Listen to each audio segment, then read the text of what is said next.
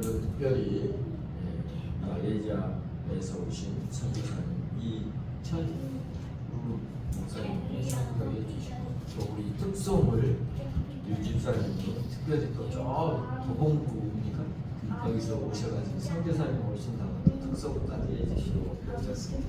참 감사합니다. 특별한 날이 아닌가 싶습니다. 다 같이 일어서서 하나님 앞에 주보에보면 별표가 있는데 별표는 일어서서 하는 것을 아프신 분들은 앉아서 예배드리도록 하겠습니다.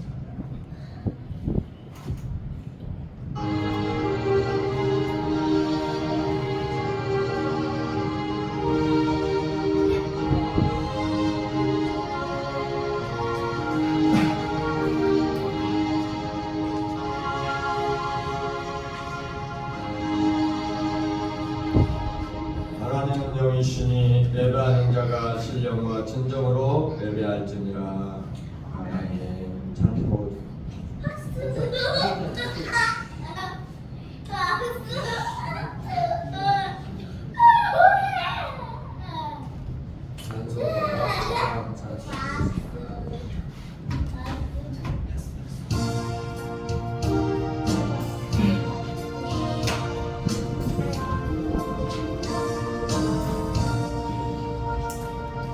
이 천지가 밤이니라 복 주시는 주여와 전능 성부 성자 성령 찬송하고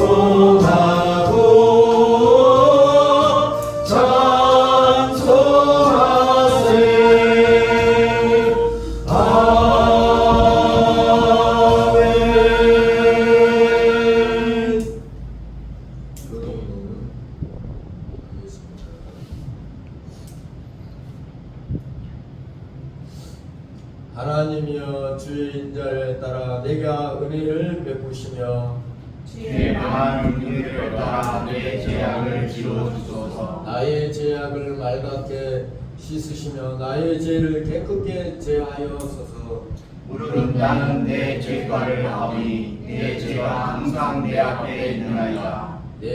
내가 주께만 범죄하여 주의 목전에 악을 행하여 싸우니 주께서 말씀하실 때에 노력시다 하고 주께서 심판하실 때에 순전하시다 하리라.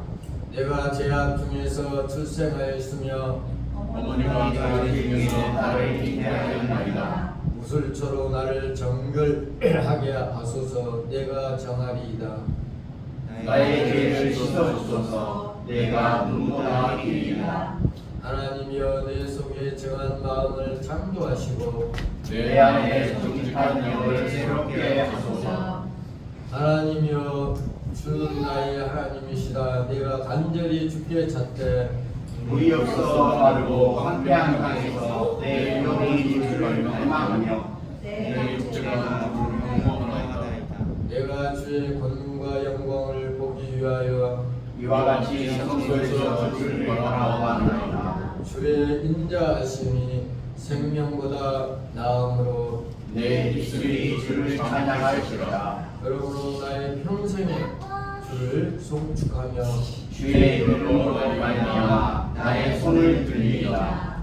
볼수와 기름진 것을 먹음과 같이 나의 영혼이 활동하여지라. 나의 입이 기쁜 입술로 주의 찬송하되 내가 나의 침상에서 주를 기억하며 스승의 주의 말씀을 작은 소리로 들으리게 하오니 주는 나의 도움이 되셨습니다. 내가 주의 날개 그늘에서 즐겁게 부르리라. 아멘. 사도신경을 옛날 사도신경으로 합니다. 전능하사 천지를 만드신 하나님 아버지를 내가 믿사오며 그의 아들 우리 주 예수 그리스도를 믿사오니 이는 성령으로 인하사 동령령 아래에 있으시고 원주로 불러내게 권한을 받사 십자가에 못 박혀 죽으시고 장사한 지 사흘 만에 죽은 자 가운데서 다시 살아나시며 하늘에로서 전능하신 하나님 우편에 앉아 계시다가 저희로서 산자와 죽은 자를 심판하러 오시리라. 성령을 주사하며 거룩한 공예와 성도가 서로 교통하는 것과 죄를 사하여 주시는 것과 어미당하시는 것과 영원히 사는 것을 믿사옵나이다. 아멘. 자리에 앉아주시기 바랍니다.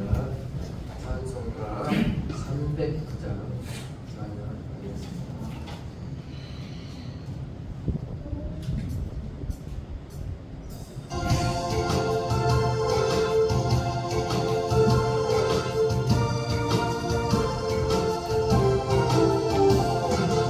나는 내 영혼 주가 이미 허락한 그 귀한 영생수 주여 갈망합니다. 그 약속 따라서 힘써 당부하오니 오 주여 내 기도 어서 들어주소서. 예수의 사랑 예수의 사랑 바다 물결같이 내게 임하니 영광의 물결에 너희 사이어서 내 영혼의 기쁨 한량없도다. 주 내게 약속한 금비 내려주시려 은혜의 저구름 건너편에 떠올라 그 귀한 징조가 내게 밝게 보이니 나 힘을 다하여 주께 간구합니다. 예수의 사랑 예수의 사랑 바다 물결같이 내게 임하네. 영광의 물결에 너희 사이어서 내 영혼의 기쁨 한량없도다. 내 소낙빛 지금 흙종이 내려 구원의 금강물 흘러차고 넘쳐서 죄수와 모든 죄 모두 씻어버리니 나 지금 은혜를 충만하게 받았네. 예수의 사랑 예수의 사랑 바다 물결같이 내게 임하니 영광의 물결에 너희 쌓여서 내 영혼의 기쁨 한량없도다. 사고 넘치는 주의 은혜의 물결 계속하게 밀려와 내게 만족합니다. 오 할렐루야로 주를 찬송하오니 내 맘의 기쁨에 항상 충만합니다. 예수의 사랑 예수의 사랑 바다 물결같이 내게 임하네. 영광의 물결에 너희 쌓여서 내 영혼의 기쁨 한량없도다. 같이 기도하겠습니다. 참 좋으신 아버지 하나님, 지나간 모든 죄를 예수 그리스도의 보혈의 피에 십자가의 피로 깨끗게 하여 주시고 정결케 하여 주시고 우리의 모든 것들을 용서하여 주심을 감사드립니다. 하나님 아버지, 늘 감사하는 마음을 허락하여 주시어 우리 살 동안 천국에 갈 동안 감사하는 마음으로 생활할 수 있게 도와주시옵소서. 아버지 하나님, 오늘 또 방방곡곡에서 말씀을 전하는 목사님들과 세계 각국에서 하나님의 말씀을 전하는 선교사님과 목사님들을 위해 하나님이 함께하여 주시옵소서.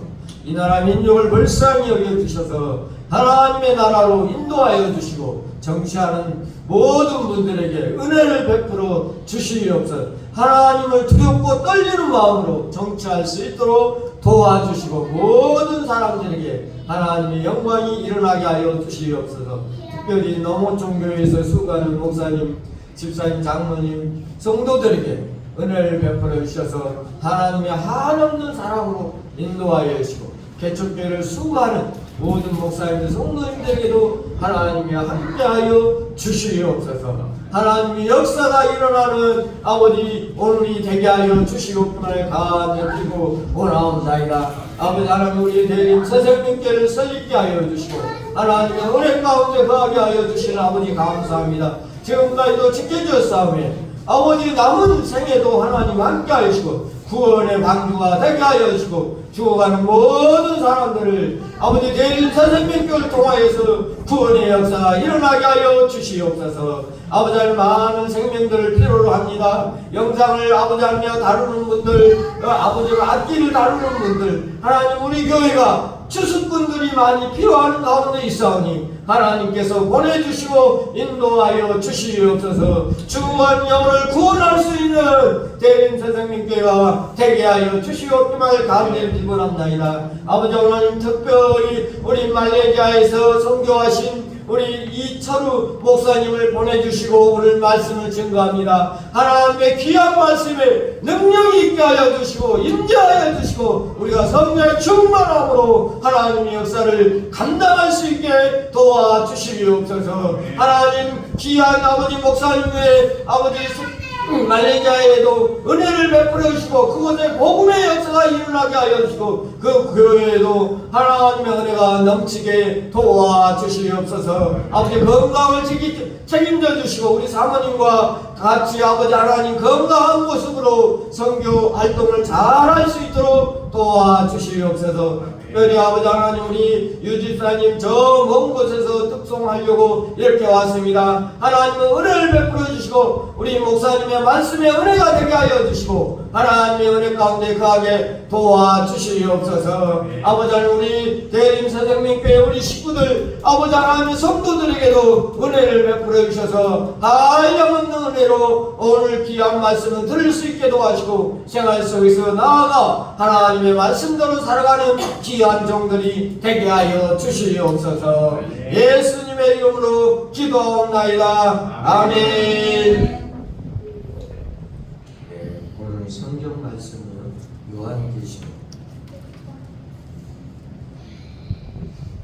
요한계시록 1장 요한계시록 1장 9절 말씀으로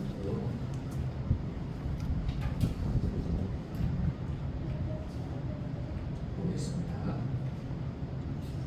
여기 화면에 나옵니다. 나 요한은 너희 형제요 예수의 혼란과 나라와 천국에 동참하니라. 하나님의 말씀과 예수를 증언하였으므로 말미암아 한무라는 섬에 있었더니 주의 날에 내가 성령에 감동되어 내 귀에서 나는 나팔 소리 같은 큰 음성을 들으니 이르되 네가 보는 것을 두루마리에 썼어. 에베소, 서머나, 버가모, 구아디라, 사데, 빌라델비아, 라오디게아 등 7교회 보내라 하시므로 몸을 돌이켜 나에게 말한 음성을 알아보려고 돌이킬 때 7 급축대를 보았는데 주대 사이에 입장 길이가 팔에 끌리는 옷을 입고 가슴에 금띠를 띠고 그의 머리와 털의 길이가 흰양털 같고 눈 같으며 그의 눈은 불꽃 같고 그의 발은 풀무불에 단연한 흰양지석 같고 그의 음성은 많은 물소리와 같으며 그의 오른손에 7별이 있고 그의 입에서 좌우에 날성검이 나오고 그 얼굴은 따뜻히 비치는 것 같더라. 내가 볼 때 그의 발 앞에 엎드려져 죽은 자 같이 되매 그가 오른손을 내게 얻고 이르시되 두려워하지 말라. 나는 처음이요 마지막이니 곧 살아있는 자라. 내가 전에 죽었었노라. 볼지어다 이제 세세토록 살아있어 사망과 운명의 열쇠를 가져놓니 그러므로 네가 본 것 또한 지금 있는 일과 장차 될 일을 기록하라. 네가 본 것은 내 오른손에 7별의 일과 또 7 금축대라. 7별은 7교회의 사자요 7 축대는 7교회니라. 말씀 하기 전에 우리 유집사님 특송하고 말씀 드리겠습니다.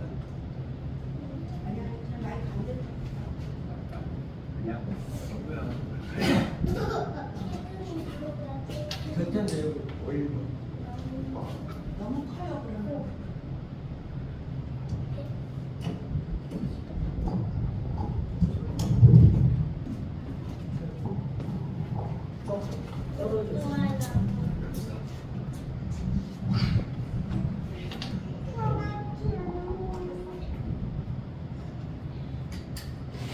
몇 장? 280장 천구역 없어서 280. 지금 나와요.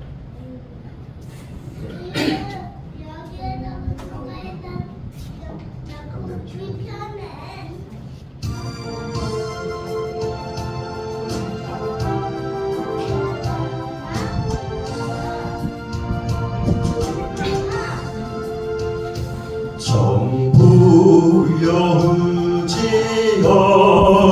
주셔서 손 들고 옵니다. 주 나를 외면하시면 나 어디 가리까. 내 죄를 씻기 위하여 피 흘려 주시네. 곧 회개하는 마음으로 주 앞에 옵니다. 전부터 계신 주께서 영축을 제에는 보혈로 구해 주시니 그 사랑 아름네. 내 죄를 죄기 회하여 대걸려 주시네. 곧 회개하는 마음으로 주 앞에 옵니다. 나 예수 제함으로 큰 공능 받아서 주님께 구한 모든 것 너를 얻겠습니다. 내 죄를 회개하여 되돌려 주시니 곧 회개하는 마음으로 주 앞에 옵니다. 아멘. 하나님 아버지, 오늘도 이 세상에는 의지할 것이 없어서 주님 앞에 옵니다. 아멘. 이 죄는 받아주시옵소서. 아멘. 아멘. 감사합니다. 김종식 집사님 저 멀리서 1시간 걸려서 너무 감사합니다. 시간에는 우리 성교사님 나오셔서 하나님 말씀 전해주실 때 많은 은혜 받으시기 바랍니다.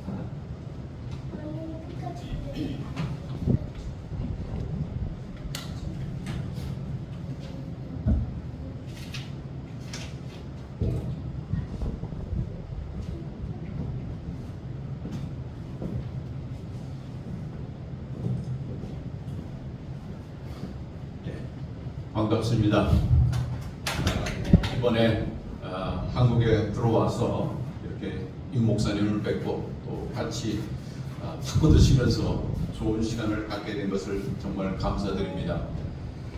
저희들이 전혀 생각지 않았는데 하나님께서 이렇게 또 오늘 이 대림 새생명교회에 와서 말씀을 나눌 수 있도록 기회를 주셔서 감사를 드립니다.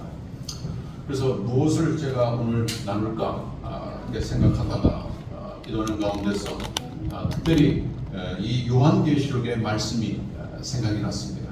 그래서 이 교회가 정말 무엇이고 왜 하나님이 교회를 이 땅에 만들어 주셨는지 세워 주셨는지 그 목적, 그 존재의 목적을 우리가 바르게 알고 또 주어진 그 사명이 무엇인지를 바르게 아는 것이 우리에게 정말로 필요한 것이죠. 그래서 오늘 그 말씀을 그런 제목을 잡아서 나누고자 합니다. 많은 사람들이 오해를 많이 합니다. 교회 하면 어떤 건물 먼저 생각하고 또 숫자라든지 이런 것들을 우리가 생각할 때가 많이 있습니다. 그러나 주님께서 말씀하셨죠. 두세 사람이 내 이름으로 모인 그곳에 내가 함께 있겠다 말씀하셨고 바로 그것이 바로 교회인 것이죠. 또 많은 사람들이 교회를 나오는데 마치 이 교회가 하나의 그 종교 클럽과 같이 또는 사교 집단 같이 그런 모습으로 보일 때가 많이 있습니다. 다시 말하면 오는 목적이 진정으로 하나님을 예배하고 또 하나님이 자신에게 들려주는 음성을 듣고 순종하기 위해서 오는 것이 아니라 그 생각이 사람들과 만나서 또 교제하고 또 즐거운 시간 보내는 것이 사람들의 교회에 오는 또 예배를 드리는 그런 그 목적으로 생각하는 것이 많이 있습니다. 그렇기 때문에 우리가 교회 생활을 하면서 가장 중요한 것은 교회가 무엇인지 우리가 바르게 알고 또 우리가 어떠한 삶을 살아야 될 것인지 우리가 잘 아는 것이 굉장히 중요한 것이죠. 여러분이 잘 아는 대로 신약 성경에는 교회에 대한 여러 가지 그 이미지들을 얘기하고 있습니다. 한 곳에서는 그리스도의 몸이다 하는 그 표현을 쓰고 있죠.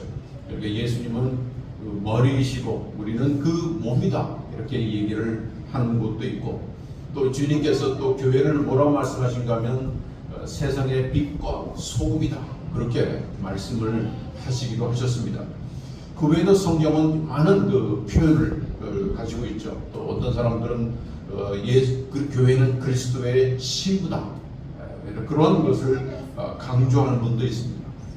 그런데 재미있는 것은 그 요한계시록 성경의 마지막 책이고 정말 어떤 면에서 이해하기 어려운 이 책에서도 교회에 대한 그 많은 그 이미지들을 우리에게 표현하고 있습니다. 여러분이 이 요한계시록 하면 어떤 생각이 듭니까? 굉장히 어려운 책, 그리고 다양한 해석이 있는 책, 굉장히 이해하기 힘든 책으로 우리가 생각을 많이 합니다. 그러나 사실은 요한계시록은 어떤 면에서 우리가 그 원리를 알면 굉장히 쉬운 책입니다. 여러분 그 어렸을 때 우리가 많이 읽는 책이 뭡니까? 소위 그 코믹북이라든지 또 그림책, 우리가 그걸 어렸을 때 많이 보지 않습니까? 그렇죠? 어렸을 때 저도 어렸을 때 정말 그런 책들을 즐겼던 것을 기억합니다. 근데 요한계시록이 마치 그러한 그림책과 같다 생각하시면 됩니다. 그림책. 그것은 그 많은 비전, 그 사도 요한이 받은 그 비전에 통해서 그 그림들이 많이 나오잖아요. 이미지들이 나오는데 그 이미지가 갖고 있는 의미가 있기 때문에 그렇죠. 그래서 그 이미지가 어떤 의미를 가지고 있는지 우리가 좀 더 이해한다면 쉽게 사실은 우리가 이 요한계시록을 이해할 수 있습니다. 근데 많은 사람들이 잘못되게 생각한 것은 마치 요한계시록을 모든 것을 짜 맞추는 퍼즐북 같이 생각하는 사람이 많이 있어요. 그러니까 이것저것 모든 것들을 얘기해서 하나 그것을 완성해서 조합을 이루어야 되는 그런 책으로 사람들이 이해를 많이 합니다. 그런데 그렇지는 않습니다.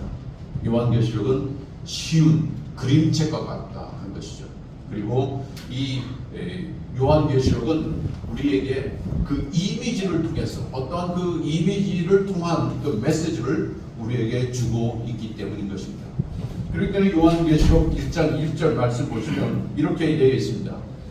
예수 그리스도의 계시라 이는 하나님이 그에게 주사 반드시 속히 일어날 일들을 그 사람들에게 보이시려고 그의 천사를 그종 요한에게 보내어 알게 하신 것이라 그랬습니다.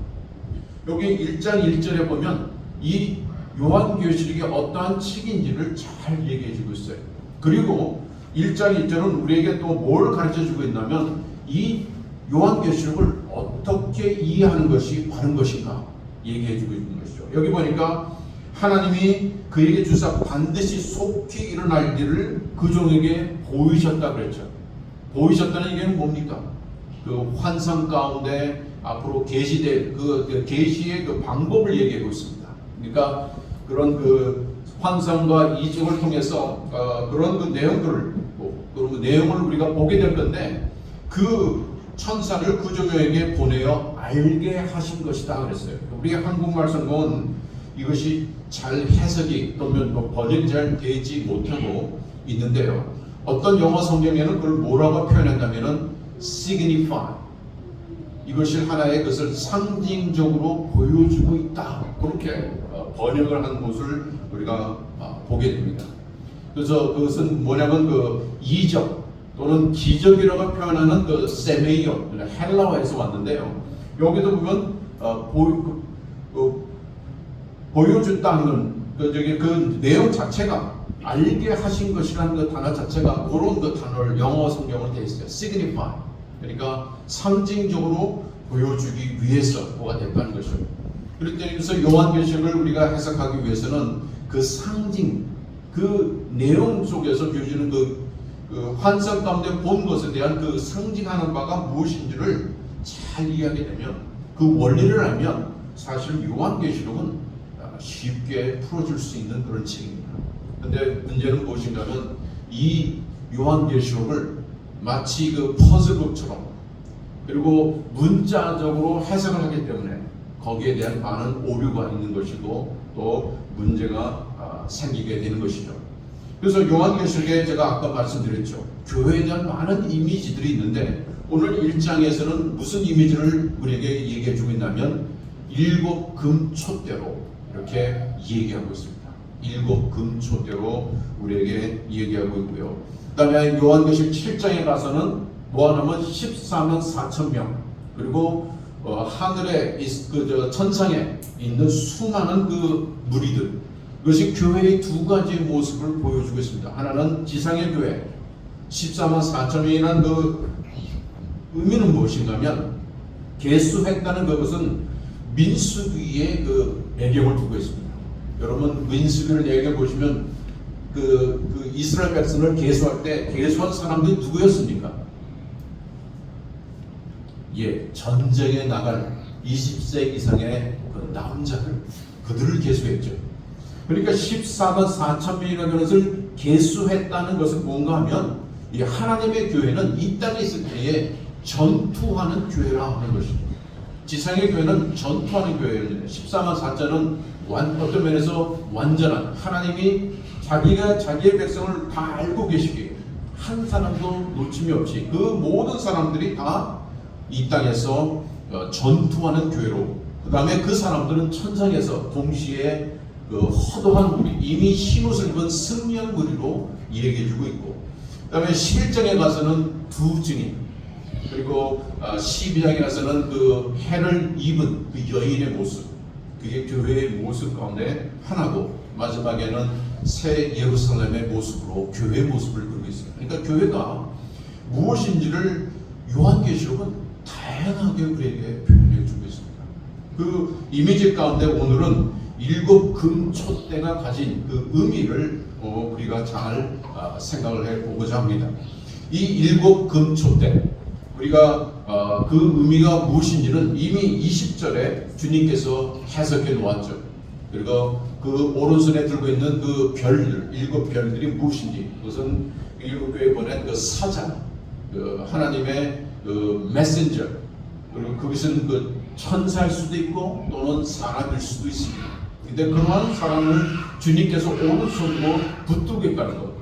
더 나아가서 이 7 금총대는 7 교회라고 그렇게 분명하게 얘기해 주셨습니다. 그러니까 원리를 주님께서 여기서 잘 얘기해 주시는 것이죠. 근데 7 금총대의 배경이 있습니다. 무슨 구약의 배경인 것이고, 여러분이 스가랴서 4장 1절부터 3절까지 여러분 성경 있으시면 한번 찾아보시죠. 스가랴서 4장 1절부터 3절의 말씀입니다. 스가랴서 4장 1절부터 3절까지 찾으시면 제가 읽도록 하겠습니다. 내게 말하던 천사가 다시 와서 나를 깨우니 마치 자는 사람이 잠에서 깨어난 것 같더라. 그가 내게 묻되 내가 무엇을 보느냐? 내가 대답하되 내가 보니 순금 등 잔대가 있는데 그 위에는 기름 그릇이 있고 또 그 기름 그릇 위에 7 등잔이 있으며 그 기름 그릇 위에 있는 등잔을 위에 7 관이 있고 그 등잔대 곁에 2 감람나무가 있는데 하나는 그 기름 그릇 오른쪽에 있고 하나는 그 오른쪽에 있나이다 하고 했습니다. 그러니까 7 금촛대의 그 배경은 이 스가랴서 4장의 근거를 두고 있어요. 그러니까 요한계시록에 나오는 많은 이미지들이 사실 구약의 그 내용 속에서 가지고 있는 것이죠.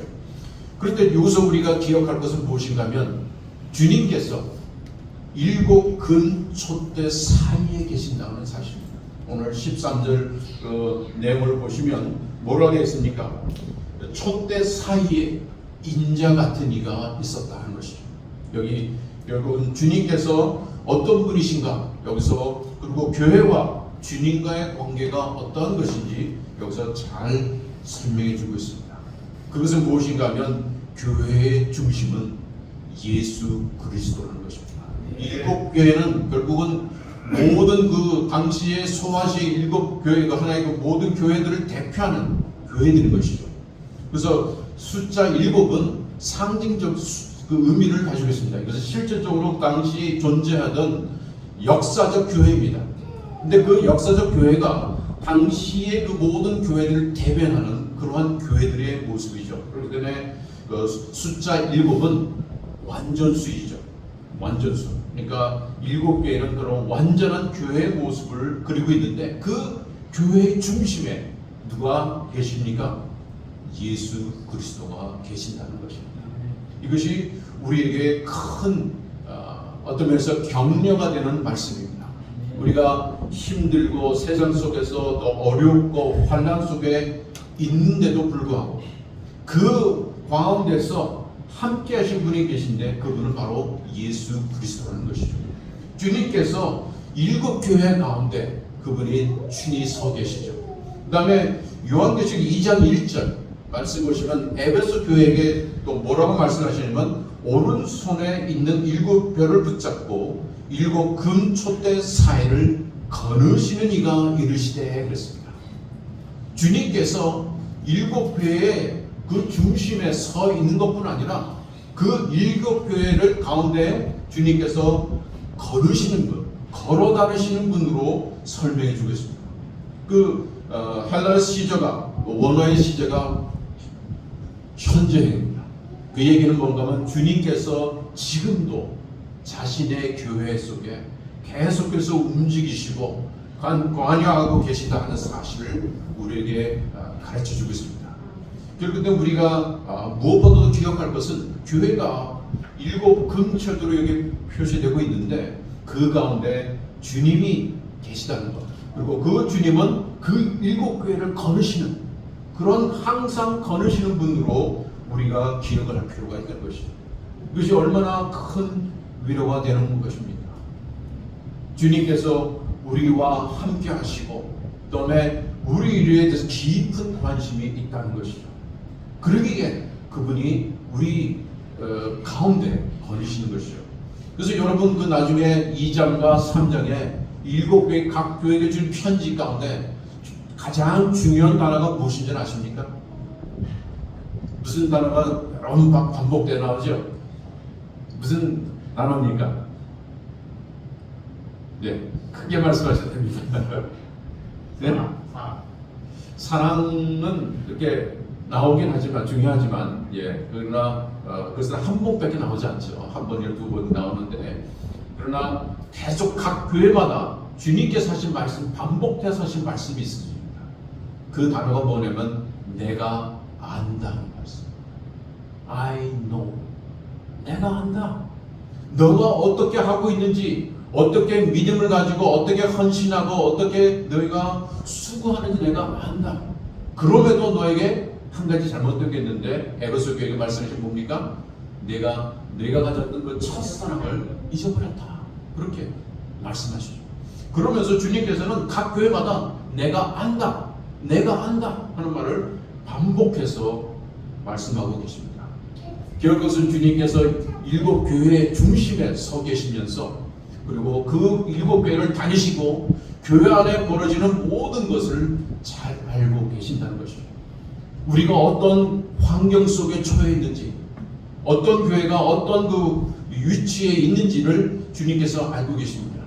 주님께서 어떤 교회는 뭐라고 말씀하십니까? 거기에는 사탄의 회당이 있는 곳이다. 그리고 사탄의 그 보호자가 있는 곳이다. 그렇게 주님께서 말씀하십니다. 내가 한다. 그것이.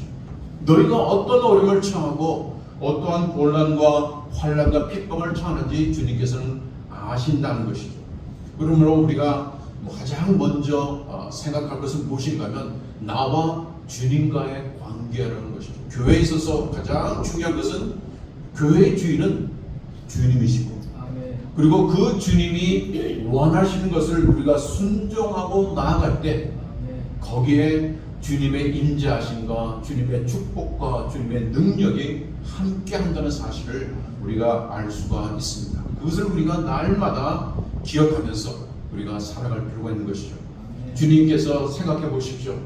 우리 가운데, 우리 중심에 계신다는 것. 그리고 그분은 나의 머리가 되시고 나는 그분의 몸으로서 그분에게 순종해야 될 책임이 있다는 것. 그럴 때가 내가 불순종하면, 그리고 내가 내 마음대로 살게 되면 어떤 일이 벌어집니까? 결국은 주님의 책망을 받을 수밖에 없고 우리가 회개해야 될 그런 존재라는 것을 우리가 알게 되는 것이죠. 두 번째로 우리가 여기서 또 한 가지 기억할 것은 이것을 교회를 촛대라고 비유하는 것입니다. 촛대의 모습으로 보여주고 있다는 것이죠. 왜 교회가 촛대입니까? 촛대의 존재의 목적이 무엇입니까? 교회의 존재의 목적은 바로 빛을 드러내는 데 있다는 것이죠. 그러니까 촛대는 그 존재하는 그 이유가 그 빛을 발하기 위해서 있는 것이죠. 그렇기 때문에 여기서 교회가 무엇인가? 우리가 여기서 깨닫게 되는 것은 무엇인가 하면 교회는 하나님의 그 빛, 그 예수 그리스도의 빛을 정말 발하는 그러한 책임이 있고 그러한 존재라는 것을 우리에게 얘기해 주고 있습니다. 이것이 교회의 촛대, 교회가 촛대라고 그렇게 모습을 우리에게 이미지를 보여주신 가장 중요한 목적 가운데 하는 것입니다. 그러므로 우리가 기억할 것은 무엇인가 하면 우리는 우리의 빛을 전하는 것이 아닙니다. 그 빛은 누구의 빛을 우리가 전하는 것입니까? 예수 그리스도의 빛이죠. 예수님께서 이 세상의 빛이시기에, 그리고 예수 그리스도야말로 유일하게 세상 사람들에게 참된 빛을 우리에게 주시고 생명을, 그 안에 생명이 있기 때문에 우리가 예수 그리스도를 전하는 그러한 그 공동체라는 것입니다. 그렇기 때문에 이 금촛대에서 촛대는 우리에게 주어진 그 존재의 목적이 무엇인가? 그것은 빛을 반영하는 역할, 그리고 그 예수 그리스도의 빛을 우리가 널리 전하는 그러한 존재라는 것을 우리에게 가르쳐주고 있습니다. 한마디로 말하면 교회는 예수 그리스도를 증거하는 그런 공동체라고 하는 것이죠. 다시 말하면 선교적 공동체가 이 교회의 진정한 모습인 것입니다. 교회가 복음을 전하는 것, 예수 그리스도를 그 빛을 나누지 않으면, 밝히 보여주지 않으면 교회로서의 존재의 목적이 없다는 것이죠. 그렇기 때문에 가장 교회가 가지고 있는 DNA, 가장 우리가 놓쳐서는 안 되는 중요한 일은 무엇인가 하면 복음 전도, 그것은 선교인 것입니다. 그래서 영어로는 참 요즘 좋은 말이 나왔습니다. 그래서 미셔널 처치, 그러니까 선교적 교회. 이 선교적이라는 그것이 교회의 존재의 목적을 얘기해주고 있습니다. 그래서 존 파이퍼라고 하는 사람이 참 좀 유명한 말을 남겼습니다. 그분이 뭐라 얘기하냐면 하나님이 예배받지 않는 곳에서 선교가 시작되고, 우리가 선교해서 선교의 궁극적 목적은 사람들로 하여금 하나님께 예배하는 것이다. 그분이 그런 얘기를 했습니다. 얼마나 좋은, 정말 인사이트가 깊은 그런 내용이 아닐 수가 없습니다. 그러니까 예배하지 않는 곳, 사람들이 하나님을 알지 못하고 그리스도를 알지 못하는 그곳에 우리가 할 것은 선교하는 것이죠. 복음 전하는 것입니다. 우리가 그것을 위해서 존재하는 것이죠. 그렇기 때문에 우리가 이 일에 최선을 다하고, 그로 인해 사람들이 모여들면 그러니까 선교 목적은 뭡니까? 궁극적으로는 하나님께 예배드리는 것이죠. 그렇게 예배할 수 있도록, 예배 공동체로 움직일 수 있도록 하는 책임이 우리에게 주어졌다는 것입니다. 그런데 안타까운 것은 무엇입니까? 촛대. 옛날 촛대 생각해 보십시오. 촛대가 가만히 내버려두면 어떻게 됩니까? 시간이 지나면 촛대가 그 등불이 점점 흐려지고 또 약해지죠. 왜 그렇습니까? 거기에 각종 이물질이 들어가고 점점 그것이 더러워지기 때문에 결국은 촛대가 뭘 필요로 합니까? 항상 밝히 빛나기 위해서는 촛대를 정규적으로 깨끗하게 해줘야 될 필요가 있습니다. 여기서 교회가 촛대라고 그 비유한 그 내용 속에는 우리의 그 존재의 목적과 우리의 사명이 무엇인지를 가르쳐주고 있지만 그것을 이루기 위해서는 뭐가 필요하다는 것입니까? 항상 우리가 깨끗해져야 될 그 역할, 책임이 우리에게 또한 있다는 것입니다. 가만히 내버려두면 그 등불은 어떻게 됩니까?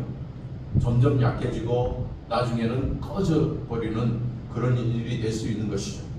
그렇기 때문에 이 촛대가 항상 빛을 계속 발하기 위해서는 깨끗하게 늘 해야 될 필요가 있습니다. 그것은 내가 하나님 앞에서 그리스도 앞에서 어떤 삶을 살고 있는지 또 과연 내가 그리스도의 증인으로서 이 땅에서 내가 살아가고 있는지 그것이 내 삶의 하나의 중요한 우선순위가 되었는지 우리가 생각해보고 그렇지 않을 때 우리가 회개하면 날마다 우리를 정결케 하고 새롭게 하는 일이 우리 안에 이루어져야 될 것입니다. 그것이 없기 때문에 교회의 등불이 그 빛이 점점 약해지는 것이죠. 오늘 한국교회가 지금 처해 있는 상황이 무엇입니까? 많은 부분에서 우리가 잘하고 성장했지만 이제는 그 빛이 점점 약해지고 세상 사람도 비판받는 그러한 모습들을 우리가 종종 볼 수 있죠. 안타까운 일입니다. 그렇기 때문에 우리가 기도할 것은 우리 안에 그러한 성결의 역사, 날마다 새롭게 하는 역사가 이루어질 수 있도록 촛대가 그런 필요성이 있다는 사실을 기억하고 더 나아가서 촛대가 그 빛을 항상 밝히 비추기 위해서는 무엇이 필요합니까? 아까 스가랴서도 보면 그 두 파이프가 관이 있어서 촛대에게 기름을 공급을 하지 않습니까? 그 기름은 뭘 상징하는 겁니까? 우리가 잘 아는 대로 바로 성령님을 상징하는 것이죠. 결국은 교회가 그 빛을 정말 환하게 그 그리스도의 빛을 전하기 위해서는 우리가 날마다 새로워지고 깨끗해져야 되지만 또한 우리가 필요한 것은 성령님의 능력이 너무나도 필요한 것이죠. 항상 성령의 그 기름 부으심을 우리가 공급함을 받아야 되는 것입니다. 그와 같이 할 때에 변화가 일어나게 되고 또 사람들이 바꿔지는 귀한 역사들이 벌어지는 것이죠. 이것이 촛대가 가지고 있는 중요한 상징적인 의미이고 우리에게 가르치는 교훈입니다. 그렇기 때문에 우리가 우리의 힘으로도 안 됩니다. 우리가 아무리 말을 잘하고 또 우리가 아무리 모든 것을 좀 통해서 사람들에게 복음을 전한다 할지라도 사람들이 받아들이고 변화되게 만드는 일은 누가 하시는가 하면 결국은 성령님께서 하시기 때문에 그렇죠. 우리가 잘 아는 대로 사도들이 어떻습니까? 오순절날 성령이 임하기 전까지 사도들은 두려워했고 그 다음에 자신의 생명을 중요하게 생각하고 자기도 예수님처럼 예수님 때문에 죽을 수 있다는 생각 때문에 문을 잠그고 그들이 숨어서 지내지 않았습니까? 그러던 그 사람들이 오순절날 성령이 임하시자 어떤 일이 벌어졌습니까? 예수님의 담대한 증인이 되고 자기의 생명을 아까워하지 않고 죽음을 정말 어떤 상황 속에서도 그들이 복음을 전하는 그런 힘 있는 증인들이 되었습니다. 결국은 그것이 성령께서 하신 일이고 오늘날 우리에게 필요한 것은 그러한 성령의 능력인 것이죠. 저에게도 그러한 성령의 영역이 일어날 수 있도록 저희들이 늘 기도합니다. 결국은 그것은 기도하는 것이죠. 결국 성령의 역사는 기도와 연관이 되어 있습니다. 그럴 때는 우리가 기도하면서 그러한 역사를 기대하고 날마다 나아가는 우리 삶이 되어야 될 것입니다. 또 한 가지 여기서 주님께서 우리에게 가르치는 내용은 무엇인가 하면 교회가 촛대라는 것이죠. 금이라는 것을 우리가 한번 생각해 봐야 될 것입니다. 금이란 어떠한 것입니까?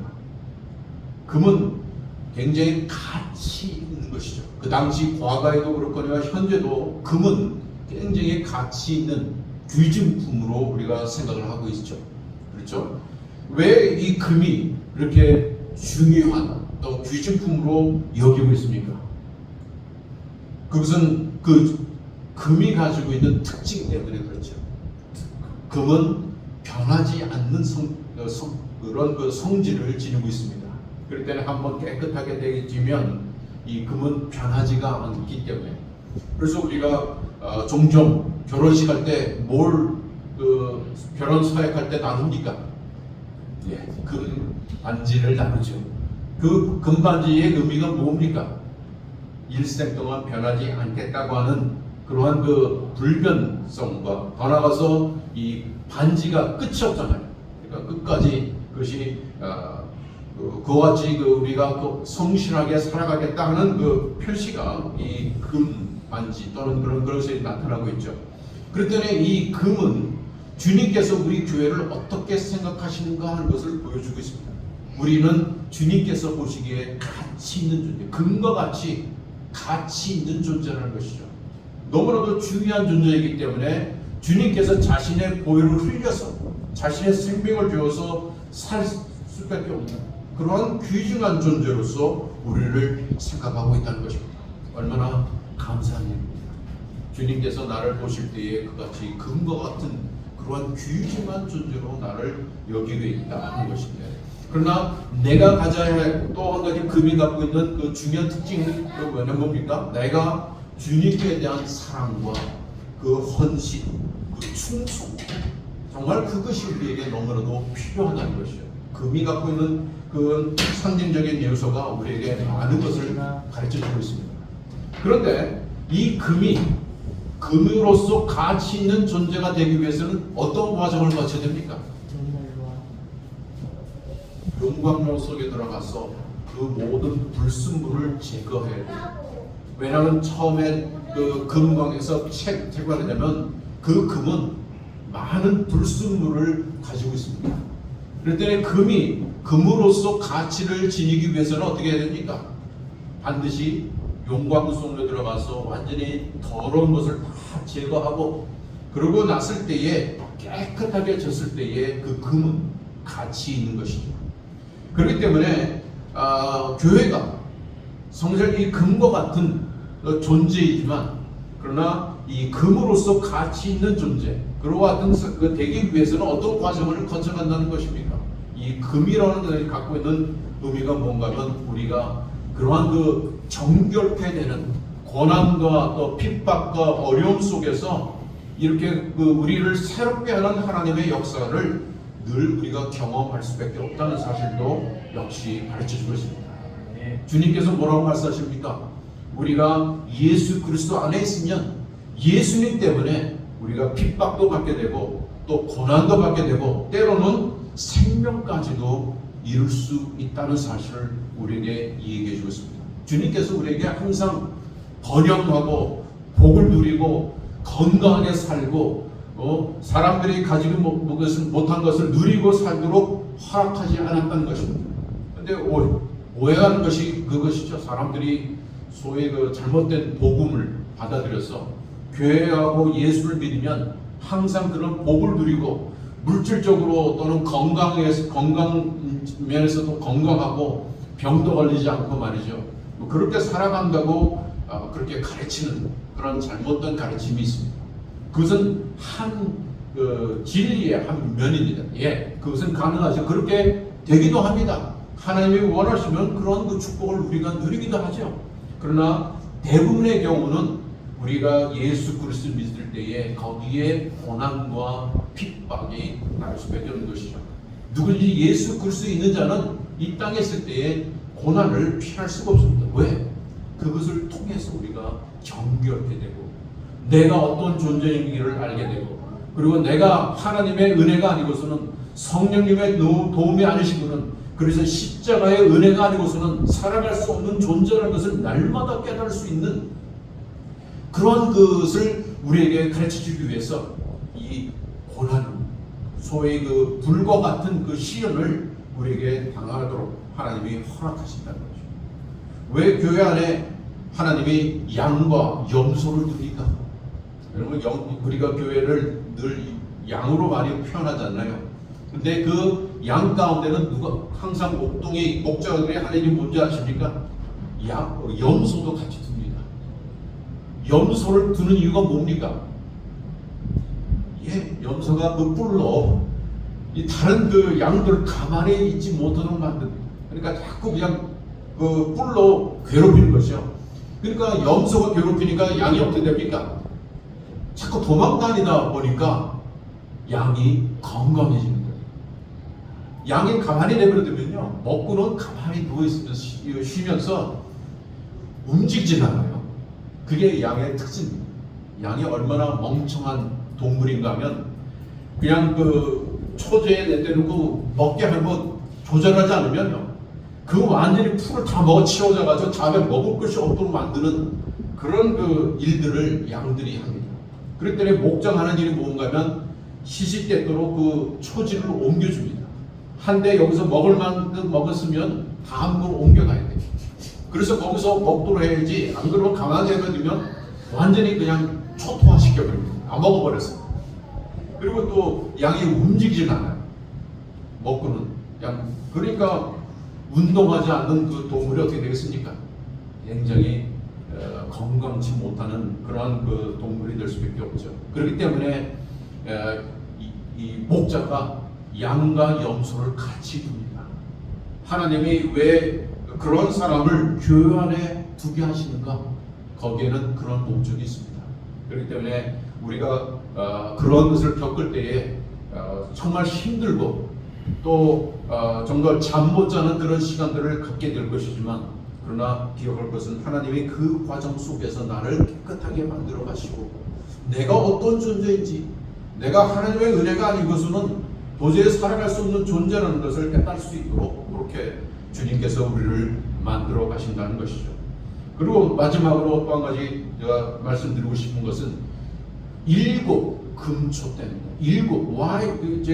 왜 이게 7이라는 숫자입니까? 아까 말씀드린 대로 7은 완전수입니다. 다시 말하면 이것은 하나의 그 당시에 있는 모든 교회를 대변하는 그 교회가 이 아시아의 소아시아의 7 교회인 것이죠. 많은 사람들이 이 7 교회를 잘못되게 해석을 하고 있습니다. 뭔가 하면은 이것을 하나의 연대기적으로 이 에베소서부터 시작해서 두아들에 끝나는 7 교회가 연대기적으로 교회가 이 교회 시대를 대변하는 그러한 그 교회들도 그분들이 해석하는 것을 볼 수 있습니다. 그것은 굉장히 잘못된 해석인 것이죠. 왜냐하면 이 소아시아의 7 교회는 그 당시에 많은 교회가 있음에도 불구하고 선택받은 그런 모습이죠.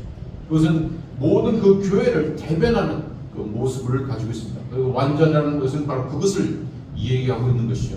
그러니까 이 7 교회는 그 당시에 모든 교회를 대변할 뿐 아니라 오고 오는 시대까지 주님께서 오시는 그날까지 존재하게 될 교회들의 모습이라고 그렇게 생각하시면 됩니다. 근데 안타까운 것은 7 교회가 어떤 교회들입니까? 여러분 요한계시록 2장과 3장의 내용들을 쭉 읽어보시면 뭘 발견하게 됩니까? 그 7 교회 가운데 주님의 책망을 받지 않은 교회가 몇 교회입니까? 오직 2 교회. 2번째 교회와 6번째 서머나 교회와 그리고 빌라델피아 교회. 이 2 교회를 제외하고는 5개 모두가 주님으로부터 책망을 받았습니다. 이게 얼마나 안타까운 현실입니까? 생각해보세요. 이게 7 교회 가운데 2개의 교회만 주님의 책망을 받지 않았다. 그러니까 그 퍼센테이지가 어떻게 됩니까? 20%도 채 안 됩니다. 그러니까 나머지 80% 대부분의 많은 그 교회들이 주님의 책망을 받을 수밖에 없는 교회다 하는 모습을 우리에게 먼저 보도도 가르쳐주고 있죠. 그리고 또 한 가지는 이 7 교회가 여러분이 그 요한계시록 2장과 3장에 보면 구조적으로 참 재밌게 되어 있습니다. 이것을 소위 말하면 교차 태극법으로 되어 있다 그랬어요. 그러니까 첫 번째 교회가 이 교회와 마지막 교회와 이게 병역을 이루고 두 번째 교회와 여섯 번째 교회가 병영을 이루고 나머지 중간에 있는 세 교회가 하나의 중심을 이루고 있다는 거죠. 이것이 소위 말하는 이렇게 X자, 이게 대차 대국교로 됐다는 거죠. 이 구조에 있어서 가장 핵심이 어디에 있는 거예요? 가운데 있는 거죠. 가운데 모두 주님으로부터 책망도 받고 칭찬도 받았던 교회예요. 그러나 상황에 조금씩 어떤 교회는 차이가 있습니다. 그래서 가장 중심에 있는 교회가 뭡니까? 7교회 가운데 가장 중심에 있는 교회, 두아드려 교회, 네 번째 교회. 그 교회의 내용을 보시면 요한계시록에서 가장 길게 주님께서 말씀하고 계세요. 왜? 그것이 바로 핵심이기 때문에. 우리가 현실에 살고 있는 이 교회들의 모습이 이 두아디라 같은 그런 교회의 모습을 지니고 있다는 거죠. 버가모라든지 두아디라, 또 사대교회와 같이 완전히 영적으로 죽어 있는 교회. 그러나 그 중에 일부 사대 같은 교회는 살아있는 교회들이 있는 모습. 오늘 우리 한국 교회의 모습이 어떤 교회의 모습을 지니고 있습니까? 물론 여기 나온 7개의 모든 모습을 각 교회마다 다 지니고 있겠죠. 그렇다면 오늘 내가 속한 교회, 또 내림 이 새생명교회는 그 7교회의 모습 가운데 어떤 교회의 모습을 띠고 있는가 우리가 한번 생각해 봐야 될 것입니다. 감사한 것은 그 가운데 두 교회, 성하나와 이 빌라데 교회는 주님으로부터 칭찬받고 있습니다. 얼마나 아름다운 교회입니까? 그런데 이 두 교회의 특징이 뭡니까? 모두 핍박을 받고 힘들었던 교회입니다. 작은 교회였어요.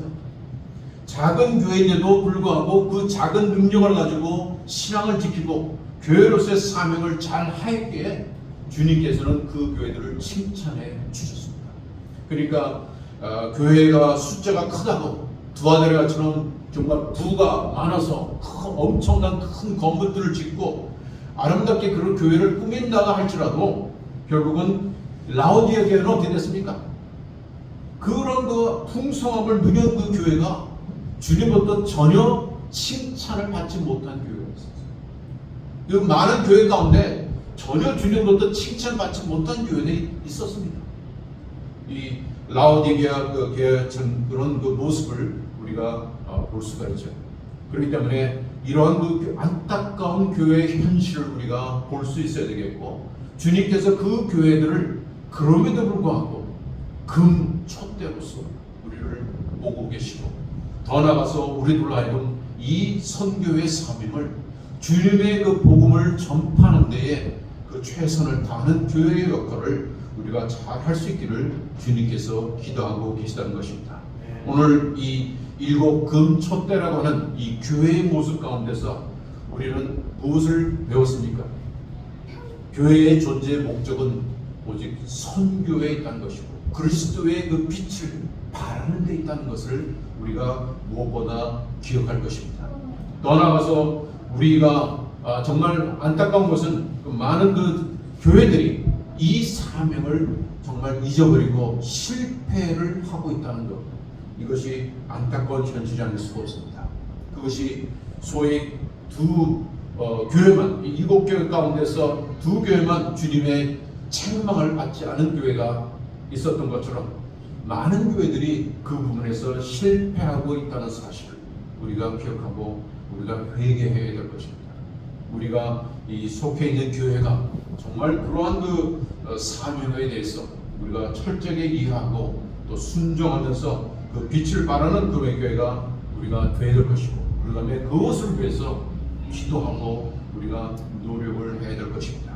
그리고 하기 위해서는 교회가 교회다운 교회가 되기 위해서 항상 갱신되어지고 새롭게 우리가 되어야 될 것이고, 그 다음에 성령님의 능력을 우리가 날마다 의지하고 그를 구하고 그리고 그 힘을 통해서 맡겨진 사명을 우리가 잘 감당하는 교회가 되어야 될 것입니다. 오늘 이 주신 이 주님의 말씀을 우리가 잘 기억하고 우리의 그 선교적 사명과 그리고 무엇이 우리에게 필요한지를 우리가 잘 깨닫고 순종하며 나가는 우리 모든 사람들이 될 수 있기를 바랍니다. 기도하겠습니다. 하나님 아버지 감사합니다. 오늘 이 요한계시록 1장 속에서 교회의 존재의 목적과 또 사명이 무엇인지를 우리가 다시 한번 상기해 보았습니다.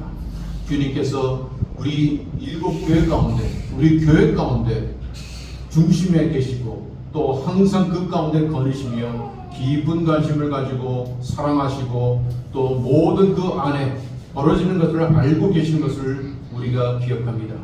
비록 우리가 힘들고 어려울 때 이 주님의 모습을 보고 힘을 얻게 해주시고 주님께 나아갈 수 있게 해주시고 또 우리의 모습 속에서 변화되질 뿐이 무엇인지를 깨닫고 우리가 날마다 회개하며 새롭게 되어가는 우리 교회가 될 수 있도록 하나님께서 축복하여 주시옵소서. 이 주님께서 저희들에게 주신 사명을 잘 이루기 위해서 주님 우리에게 성령님의 능력이 필요합니다. 성령을 저에게 부어주시고 성령의 능력으로 이 맡겨진 선교의 사명을 잘 감당할 수 있도록 인도하여 주시옵소서. 그래서 이 내인 새생명교회가 이 성령의 능력으로 정말 하나님께서 원하시는 귀한 그 선교의 목적을 이루어드리고 하나님께 영광을 돌려드리는 교회가 될 수 있도록 축복하여 주시옵소서. 감사드리옵고 예수님 이름으로 기도하옵나이다.